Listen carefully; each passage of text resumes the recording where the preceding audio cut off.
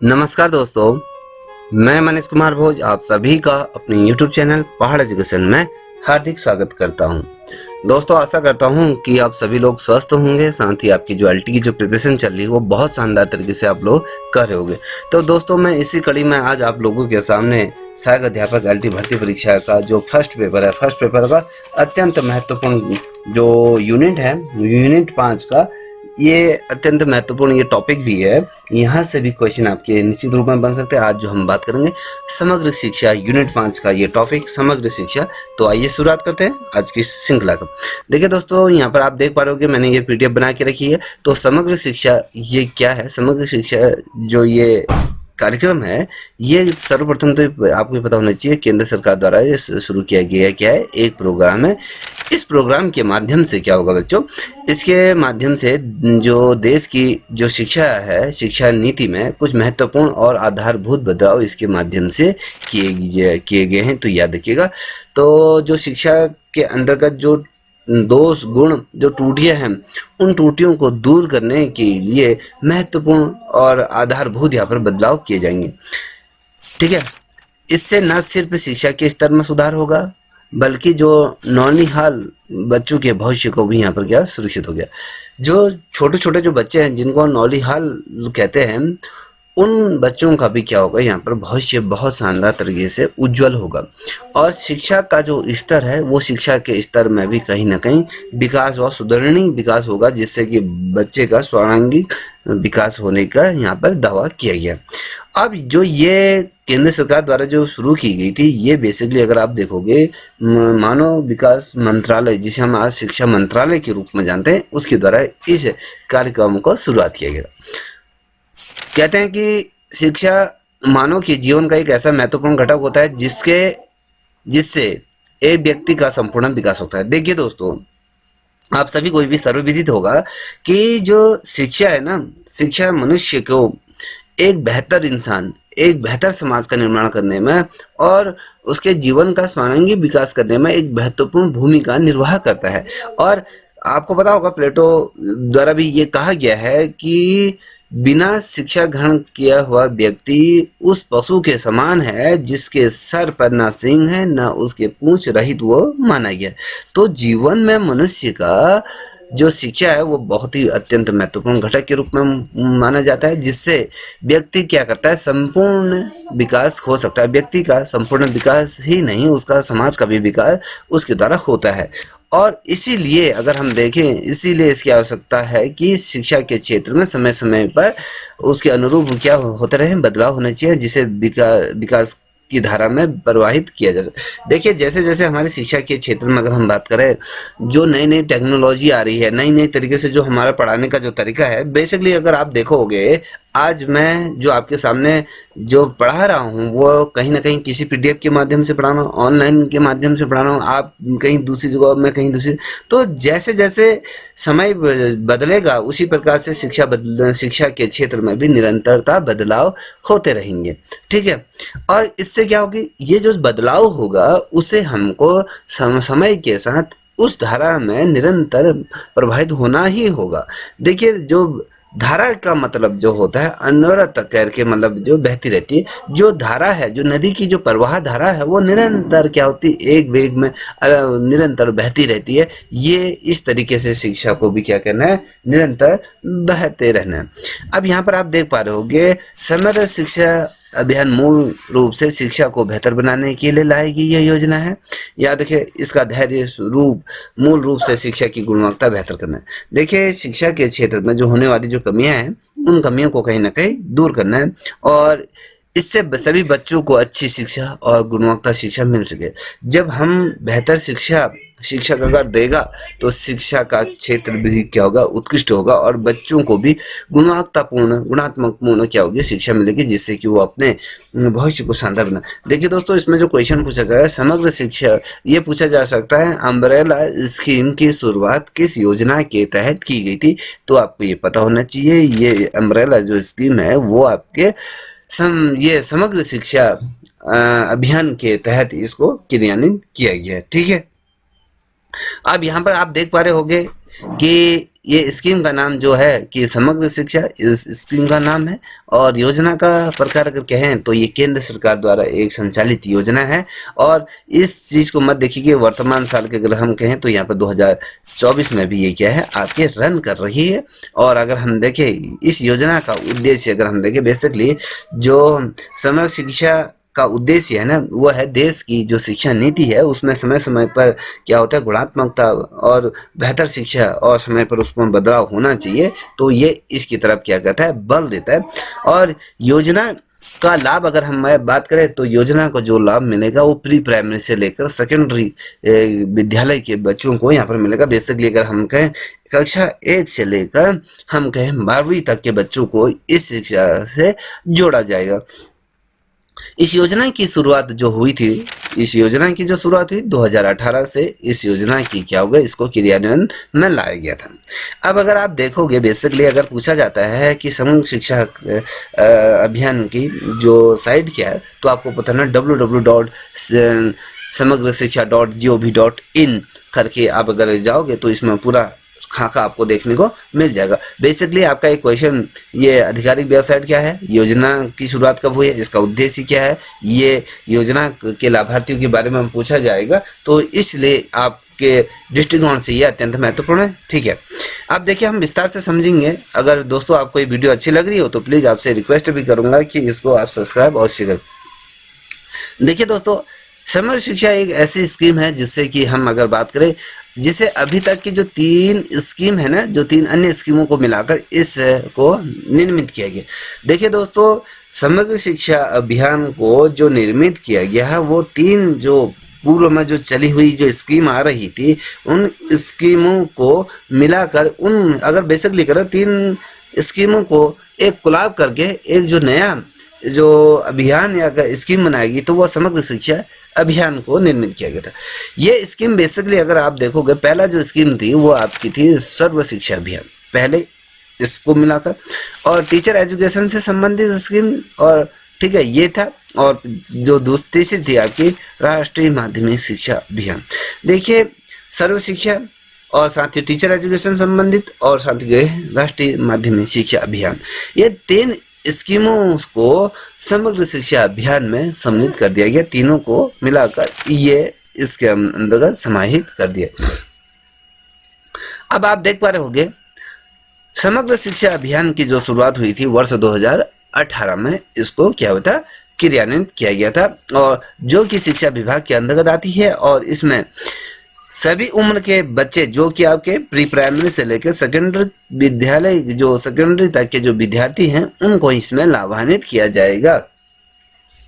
हम बात कर रहे हैं प्री प्राइमरी से लेकर आपके जो सेकेंडरी विद्यालय की अगर बात करूं जो बच्चे हैं उन बच्चों को यहाँ इससे क्या कहते हैं इस कार्यक्रम से जोड़ना है। दोस्तों अगर मैं बात करूं समग्र शिक्षा अभियान के उद्देश्य की बात करें, अब इसको मनाने का बेसिकली उद्देश्य क्या था, क्यों इस समग्र शिक्षा को लाया गया, तो दोस्तों अगर मैं आपको बताऊं केंद्र सरकार द्वारा किया गई थी इस स्कीम को बेसिकली कि आपको पता है कि इसको शुरुआत की गई थी।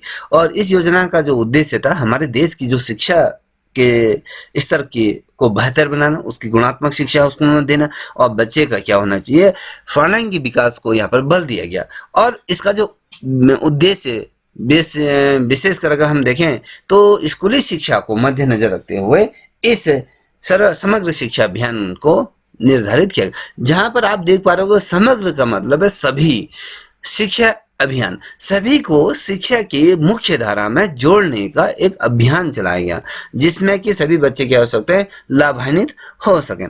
ठीक है, और योजना का उद्देश्य हमारे देश की शिक्षा के स्तर की गुणवत्ता को लाना, इसका उद्देश्य विशेषकर स्कूली शिक्षा को ध्यान में रखकर इसको क्या किया निर्धारित किया गया। इसे स्कूली शिक्षा की नवीन देखिए नींव मजबूत होगी और आगे की पढ़ाई में बच्चों को पहले से तैयारी और कुछ मिलाकर कहा जा सकता है। देखिए दोस्तों जब हम बच्चों की बेसिकली अगर आप देखोगे जब हम छोटे बच्चे हैं, हम छोटे बच्चों की अगर फाउंडेशन अगर नींव को अगर हम मजबूत कर देंगे और जब वो आगे आने वाले जो उनके प्रतियोगिता परीक्षाएं हैं या आने वाली जैसे बोर्ड परीक्षाएं हैं, तो उन बोर्ड परीक्षाओं में आने वाली जो आगे की जो क्लासें हैं उन क्लासों में वो अच्छा प्रदर्शन कर सकते हैं, और अच्छा प्रदर्शन से क्या होगा, उनका सर्वांगीण विकास होगा और देश हित और काल परिस्थितियों में भी देश की वो सेवा कर सकते हैं। तो बेसिकली इस कॉन्सेप्ट को निर्धारित किया गया था।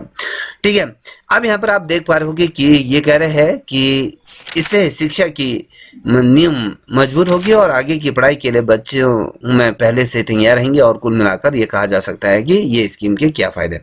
देखिए, इस स्कीम का उद्देश्य विद्यार्थी को गुणात्मक शिक्षा प्रदान करना और उसको सीखने में क्षमता का विकास करना चाहिए। इस समग्र शिक्षा, हमने कहा 3 चीजों को खुलाव कर दिया गया था। ठीक है, 3 चीजों को जब हमने मिलाकर जब हमने समग्र शिक्षा को निर्मित किया, तो इसका बेसिक उद्देश्य हम देखेंगे तो बच्चों को इतना शानदार तरीके से हम पढ़ाएं कि वो सीखने की जो क्षमता है उसको क्या हो सकता है, वो विकास उनका हो सकता है। तो इस चीज का हमेशा से आप क्या रखें, ध्यान रखें। और इसके अतिरिक्त अगर हम देखें, स्कूली शिक्षा में सामाजिक और लैंगिक जो गैप है उसको भी कहीं ना कहीं हमें भरने का प्रयास इसमें किया गया है। तो जैसे क्या होता है समाज में, जो बेसिकली हमें क्या करना है, शिक्षा से ही समाज में सुधार आता है। और जो लड़का और लड़की के बीच का जो अंतर है, हम कहते हैं कि लड़कों को ही पढ़ाना चाहिए, लड़कियों को नहीं पढ़ाते हैं। तो यहाँ पर यह कहा गया है कि जितना लड़कों को पढ़ा रहे हैं उतने ही लड़कियों को भी हमें क्या करना चाहिए, आगे उनको मौके देना चाहिए बराबर, ना लड़का ना लड़की में भेदभाव ना करते हुए उन्हें दोनों को हमें क्या करना चाहिए, शिक्षित करना चाहिए। बेसिकली ये जो गैप होता है, जहाँ पर मान लीजिए किसी विद्यालय में छात्र संख्या 100 है तो उसके अगेंस्ट मान लीजिए 50% क्या होनी चाहिए, छात्र और छात्राओं की यहाँ पर संख्या होनी चाहिए। तो अब यहाँ पर देखिए, स्कूलिंग प्रावधानों में न्यूनतम मानक तैयार कर व्यवसायिक शिक्षा को बढ़ा। बेसिकली अगर आप देखोगे इसका बेसिक उद्देश्य अगर हम देखें तो इसका जो उद्देश्य है स्कूली शिक्षा में, तो हमें ऐसा कॉन्सेप्ट ये ला रहा है कि इसमें ये कहा गया है कि जो व्यवसायिक शिक्षा को भी इसमें क्या है ना, उसको बढ़ावा देना चाहिए। व्यवसायिक शिक्षा मतलब जैसे कि आपने देखे कुछ ऐसे जैसे होते हैं नहीं कि आपने ITI करी, पॉलिटेक्निक करी और इंजीनियरिंग करी, इससे क्या होगा, जिस कार्य में आप निपुण हैं वही कार्य में आपको क्या जाए, शिक्षा दी जाए। कोई इलेक्ट्रिशियन बनना चाहता है, कोई फिटर से अपना कार्य करता है, कोई डीजल मैकेनिक बनता है, कोई कुछ बनता है। तो ये क्या है, इसी में शिक्षा को व्यवसायिक शिक्षा में लाना चाहिए, जिससे कि वो कल के डेट में 12वीं करने के बाद वो क्या कर सकता है, अपनी शिक्षा को आगे को बढ़ा सकता है। वो किया कहें तो अपना कारोबार वो कर सकता है, जिससे कि उसे 2 रुपये की आमदनी हो सके। तो इस पे सारथी रूप में फोकस दिया गया। आपने देखा होगा कोठारी आयोग की, चाहे हम मुद्रा आयोग की बात करें तो वहाँ पर भी यही बात करी गई थी कि जो व्यवसायिक शिक्षा को यहाँ पर स्कूली शिक्षा में क्या ना है, उसको महत्व दिया है। कोई बच्चा जैसे सिंगिंग में अच्छा होता है, कोई डांसिंग में अच्छा होता है, कोई किसी चीज़ में अच्छा होता है, तो कहने का मतलब है हमें उसी क्षेत्र में उसको बढ़ाना चाहिए, जिससे कि वो आगे जाके उसी क्षेत्र उसी फील्ड में बेहतर कार्य कर सकता है। ठीक है, अब यहाँ पर देख पा रहे हैं शिक्षक प्रशिक्षण केंद्र के माध्यम से सभी शिक्षकों को ट्रेनिंग प्रदान की जाएगी, जिससे कि बेहतर तरीके से अपना वो कार्य कर सके। देखिए दोस्तों, जिस प्रकार से एक एग्जाम्पल इससे समझिए, जैसे कि आपने कोई गाड़ी खरीदी है, नई गाड़ी खरीदी है, तो नई गाड़ी क्या है, पहले तो सही तरीके से वो चलती रहती है, बढ़िया तरीके से कार्य करती है, और जब वो थोड़ा सा पुरानी होने लग जाती है तो वो क्या मांगने लग जाती है, सर्विसिंग मांगने जाती है। तो जब आप सर्विसिंग क्यों मांगती है, तो गाड़ी में कहीं ना कहीं कोई फॉल्ट आ रहा है, कहीं ना कहीं गाड़ी पिकअप अच्छा नहीं उठा पा रही, सही तरीके से नहीं चल पा रही, उसके अलाइनमेंट सही नहीं चल रहे हैं,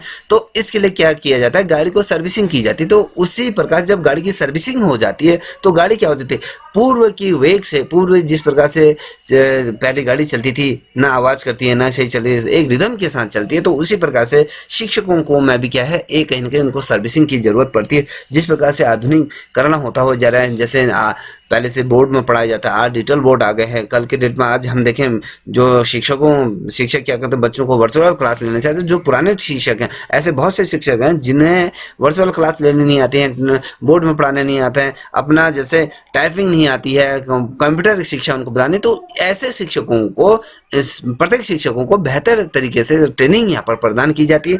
जिला डाइट के माध्यम से, जिला प्रशिक्षण संस्थान डाइट जो होता है वो क्या करता है, समय समय पर टीचरों को अलग अलग सब्जेक्ट ऊपर क्या किया जाता है, ट्रेनिंग यहाँ पर दी जाती है, जिससे कि शिक्षक की जो क्षमताएं हैं वो बेहतर हो सकते हैं और बच्चों को बेहतर शिक्षा प्रदान कर सकता है, तो अपने कार्य को निपुणता से निर्वाह कर सकता है।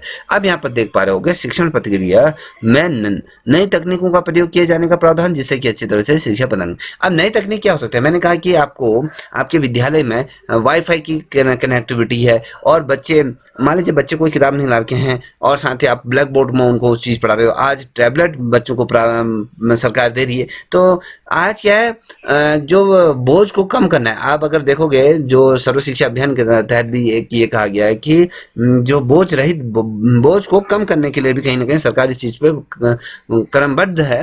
और अगर आप देखोगे तो आने वाले समय में क्या है, बच्चा खींच पे एक टैबलेट ले जाएगा, उसके पास पासपोर्ट होगा, उसके मोबाइल लैपटॉप होगा, उसी से वो पूरा शिक्षण कार्य करेगा। तो इसी प्रकार से आने वाली जो नई नई तकनीक हैं, नई नई तकनीकों के माध्यम से हम क्या कर सकते हैं, शिक्षण व्यवस्था को सुदृढ़ बना सकते हैं, बेहतर बना सकते हैं। ठीक है दोस्तों, अगर आपको ये वीडियो अच्छी लग रही हो, कुछ आपके समझ में आ रहा होगा, तो आपसे तहे दिल से ये अनुरोध है कि इस चैनल को भी आप सब्सक्राइब करें, अपने दोस्तों को भी साझा करें। ठीक है, आप यहाँ पर देख पा रहे होंगे कि समग्र शिक्षा कार्य क्रियान्वयन की प्रतिक्रिया की अगर बात करें, तो समग्र शिक्षा अभियान की अगर बात करें, केंद्र सरकार द्वारा ये कॉन्सेप्ट को क्या किया, रन किया गया, जिसे हम अम्ब्रेला स्कीम के अंतर्गत भी हम इसको बोलते हैं, अम्ब्रेला स्कीम इसे बोलते हैं। इसके अंतर्गत बेसिकली अगर देखो तो स्कूली शिक्षा की गुणवत्ता को ध्यान में रखकर इसको ये कॉन्सेप्ट को लाया गया। अब देखिए विद्यालय में जो शिक्षा के विभिन्न घटक होते हैं, उनको बेसिकली अगर देखें तो ध्यान में रखकर इसको बनाया गया है। तो इसमें क्या किया गया, जैसे कि जो विशेष घटक होते हैं शिक्षा के क्षेत्र में, जो विशेष घटक होता है वो क्या होता है, एक टीचर को माना गया है और साथ ही तकनीक को माना गया है, टेक्नोलॉजी को क्या माना है, एक महत्वपूर्ण घटक के रूप में कहें विशेष इनको माना गया है। तो देखिए ये क्या करता है। अब हम यहाँ पर आप देख पा रहे हो, शिक्षा संबंधी घटकों की बात करें तो उसमें सबसे महत्वपूर्ण जो घटक होता है, बेसिकली अगर देखोगे तो शिक्षक सबसे महत्वपूर्ण घटक होता है। शिक्षक ही क्या करता है, अपने छात्रों को, अपने जो अधीनस्थ जो छात्र हैं उनको क्या करता है, शिक्षित करता है, शिक्षावान बनाता है, और उनके भविष्य को कहीं ना कहीं एक बेहतर भविष्य की ओर क्या करता है, शिक्षक ले जाता है। शिक्षक वो दिया है जो स्वयं जलता है और जो अपने प्रकाश से बच्चों को प्रकाशवान करता है। तो ये चीज़ इसमें रखा गया, और इसी बात को रखते हुए नई शिक्षा नीति के तहत सभी शिक्षकों को यहाँ पर ट्रेनिंग दी जाएगी। देखिए बेसिकली अगर देखोगे तो जहाँ पर शिक्षक को भी कहीं ना कहीं एक केंद्र धुरी को मान कर चला गया। तो इसमें क्या है, जब भी कोई तकनीक नई चीज़ आएगी तो टीचरों को क्या किया जाएगा, यहाँ पर ट्रेनिंग समय समय पर दी जाएगा, उनको उनकी जो बुद्धि क्षमता है उसको रिकॉल किया जाएगा। मान लीजिए आजकल आपकी एलटी की जो प्रिपरेशन चल रही है, अभी तक आप पढ़ रहे हो तो आप समझ पा रहे हो, अभी तक आपने नहीं पढ़ा था, कुछ ऐसे जैसे टॉपिक होंगे जो आपने अभी तक नहीं पढ़ा था। तो ऐसे टॉपिकों में आप क्या करोगे, तो आप जब पढ़ोगे तब आप समझ में आए, कहीं पर ट्रेनिंग लोगे, किसी से सीखोगे, तो आपको क्या होगा, वो चीज़ें याद होंगी, वो पढ़ोगे और समझोगे। तो ये तमाम चीज़ें होती हैं। अब ये क्या करा है, इसमें ट्रेनिंग कराई गई जिससे कि उन्हें बेहतर शिक्षण तकनीक सिखाई जाए, और इससे साथ ही शिक्षा देने में वर्तमान में उपलब्ध जो विभिन्न तकनीक है उनका प्रयोग किया जा सकता है, और विद्यार्थियों में बेहतर समझ का विकास कर सकता है। और समग्र शिक्षा अभियान जो है आपके, इसको याद रखें, समग्र शिक्षा अभियान जो है RTE जो 2009 है, इसको लेकर वो आगे बढ़ता हुआ जा रहा है। तो बेसिकली अगर देखोगे जो शिक्षकों को ट्रेनिंग देने का बेसिक जो फंडा रहा है वो कि जो नई नई तकनीक आ रही, नई नई तकनीकों को सीखेंगे, जब सीखेंगे तभी तो बच्चों को सिखा पाएंगे। अब बच्चों को कौन ज्ञानवान करेगा, शिक्षक करेगा। तो शिक्षक का दायित्व है कि वो खुद पहले बेहतर हो, या उसको उन चीज़ों का समझ हो, उस चीज़ों को उसमें दक्षता हासिल होनी चाहिए। अगर मान लीजिए किसी टीचर को कंप्यूटर चलाने में या डिजिटल बोर्ड या वर्चुअल क्लास या गूगल मीट लेना नहीं आता है, तो वो क्या बच्चों को पढ़ाएगा। तो पहले उसको उसमें सशक्त होना चाहिए, उसमें उसको पारंगत होना चाहिए, तब जाके वो छात्रों के बीच अपने आप को प्रस्तुत कर सकता है। ठीक है, और ये जो कॉन्सेप्ट है, जो समग्र शिक्षा अभियान है, ये RTE है जो 2009 को लेकर के अब बढ़ रहा है, आगे को निरंतर हुआ बढ़ता जा रहा है। तो ठीक है, अब यहाँ फंडिंग पैटर्न की अगर बात करें तो इसमें कुछ है, ये जो स्कीम है सरकार द्वारा या सेंट्रल स्कीम के द्वारा लगाया, केंद्र सरकार द्वारा स्पॉन्सर ये की जा रही है। ठीक है, सेंटर द्वारा इस जो समग्र शिक्षा को कहीं ना कहीं स्पॉन्सर किया जा रहा है। तो ये जो स्कीम है, इस स्कीम के अंतर्गत अगर हम देखें, बेसिकली यहाँ से क्वेश्चन बनेगा, तो इस थोड़ा यहाँ से आप ध्यान में रखें। केंद्र सरकार द्वारा जो फंडिंग करेगी, केंद्र सरकार इसको क्या करेगी, फंडिंग पैटर्न की अगर बेसिकली अगर हम बात करें जो धनराशि को आवंटन किया जाएगा, तो धनराशि किस प्रकार से इसमें आवंटन किया जाएगा। अगर मैं उत्तर से पूर्वी राज्यों की बात करूं, अगर आप देखोगे उत्तर के जो पूर्वी राज्य हैं बेसिकली अगर देखोगे तो इसके अंतर्गत क्या करेगी, केंद्र सरकार इसमें जो धनराशि आवंटन करेगी वो 70% इसमें सरकार क्या देगी, अपना अंशदान देगी। क्वेश्चन बनेगा कि जो समग्र शिक्षा के अंतर्गत धनराशि आवंटन का जो पैटर्न है वो जो पैटर्न है वो किस तरीके का है। उत्तर से पूर्वी राज्यों के लिए केंद्र सरकार कितना धनराशि का आवंटन करेगी, तो धनराशि का जो आवंटन करेगी वो 90% धनराशि का आवंटन करेगी। और जबकि इसमें क्या करेगी, जो राज्य सरकारें हैं वो 10% क्या करेगी, वो धनराशि का वहन करेगी। और अगर बेसिकली अगर देखो मैंने उत्तर से पूर्वी राज्य की बात करी, और जो अन्य राज्य हैं और जो केंद्र शासित प्रदेश हैं, उन केंद्र शासित प्रदेशों को जो केंद्र सरकार द्वारा जो धनराशि दी जाएगी वो कितनी % दिया जाएगा, ये 60% इसमें भुगतान क्या कर दे, सेंट्रल गवर्नमेंट करेगी। और आपके जो स्टेट गवर्नमेंट जो करेगी वो आपके 40% इसमें क्या करेगी, आपको पेमेंट कौन करेगा, राज्य सरकार करेगी। और 60% कौन करेगी, आपके जैसे कि 60% जो आपके केंद्र सरकार है। अब 90% जो हम कहें जैसे पर्वतीय जो क्षेत्र है बेसिकली का देखो, जैसे हिमाचल हो गया, उत्तराखंड हो गया, बेसिकली अगर जो ये वाले जो राज्य आंध्र प्रदेश जैसे जो ये वाले जो प्रदेश है, इन प्रदेशों में क्या करेगी सरकार 90% धनराशि आवंटन करेगी और साथ ही 10% राज्य सरकार इसमें देगी। देखिए, और जो अन्य राज्य हैं, जो शेष जो राज्य बन जाते हैं, जैसे उसमें आपके जो केंद्र शासित प्रदेशों को भी इसमें सम्मिलित किया जाता है, तो 60% केंद्र सरकार देगी और 10% आपको राज्य सरकार इसमें देगी। ठीक है, तो ये आपको ज्ञात होना चाहिए।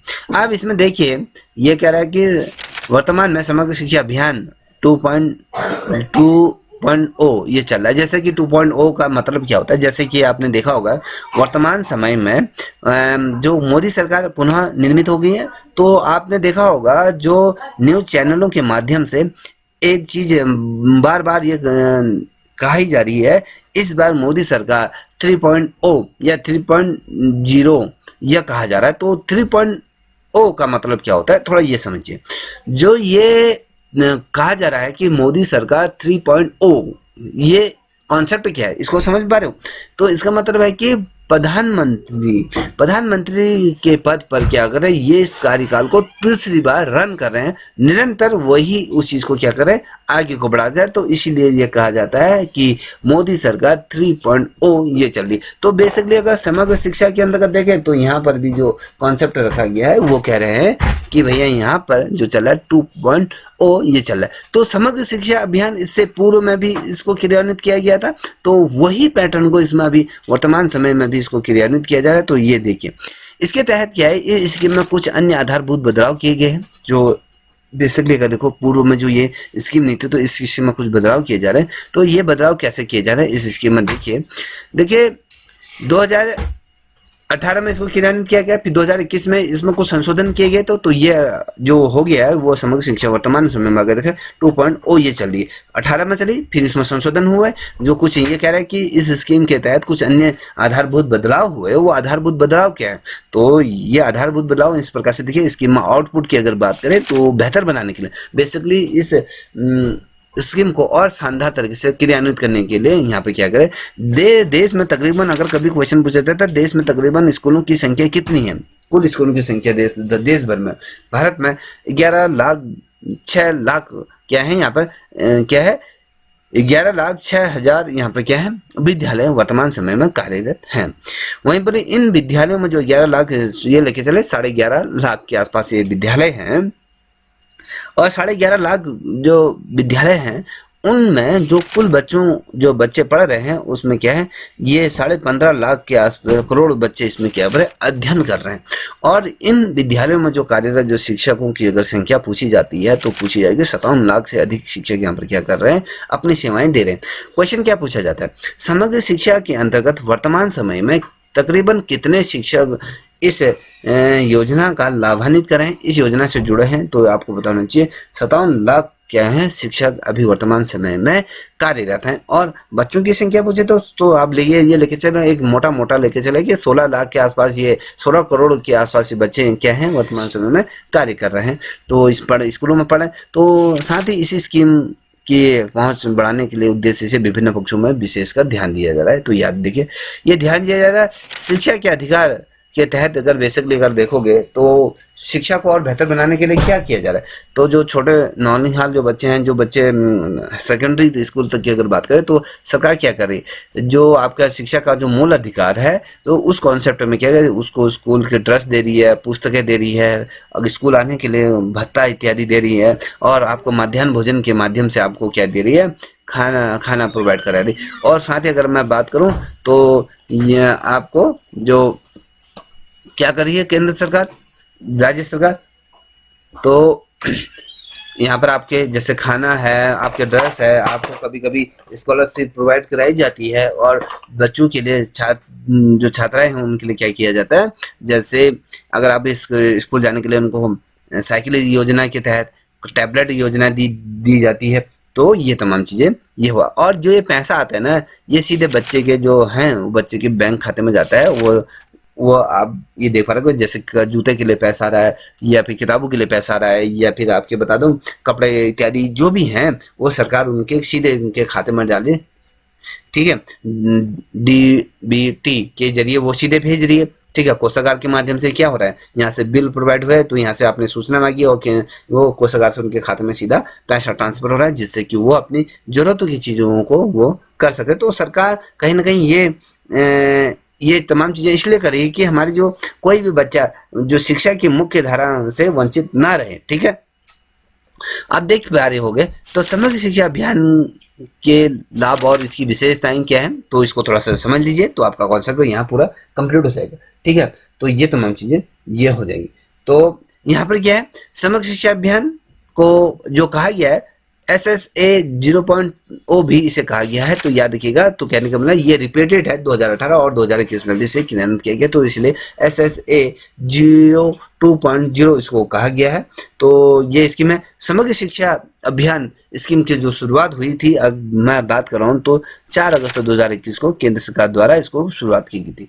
तो यहाँ पर हमने आपसे ऊपर क्या कहा था कि ये जो योजना थी कब की गई थी, इसकी शुरुआत हुई थी 18 को ये शुरुआत हुई, फिर इसमें बदलाव हुए, तो फिर इसको क्रियान्वयन वर्तमान समय में ये क्या कहते हैं 4 अगस्त 2021 को केंद्र सरकार द्वारा इसको किया गया।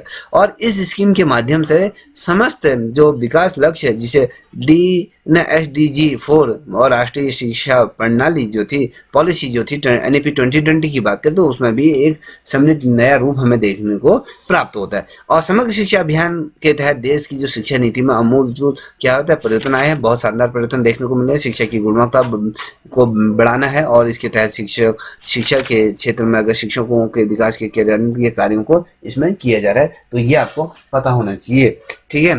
तो आप यहाँ पर देख पा रहे होंगे जो योजना के तहत अगर देखें स्कूली शिक्षा प्राप्त करने वाले सभी बच्चों को लाभान्वित किया जाएगा। और इसमें प्री एलिमेंट्री अर्थात अगर प्राथमिक शिक्षा से लेकर 12वीं तक के जो समान समावेशी शिक्षा का वातावरण उपलब्ध कराया जाएगा। तो इसमें ये जोर पे इस पे शारीरिक रूप पे बल दिया गया।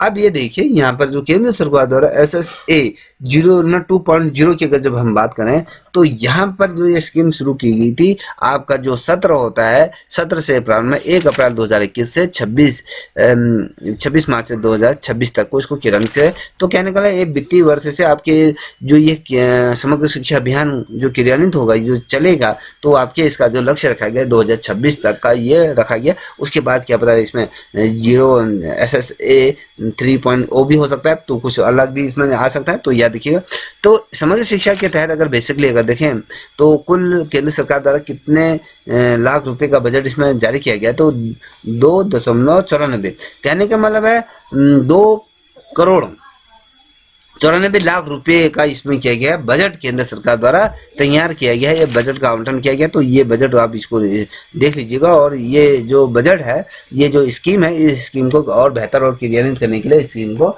लाया गया, ठीक है। अब हम बात करेंगे, तो योजना के तहत जल्द ही सभी सरकारी स्कूलों में प्रशिक्षित और स्मार्ट शिक्षक और कहें ये स्मार्ट क्लासें यहाँ पर व्यवस्था है और ये प्रारंभ की जाए।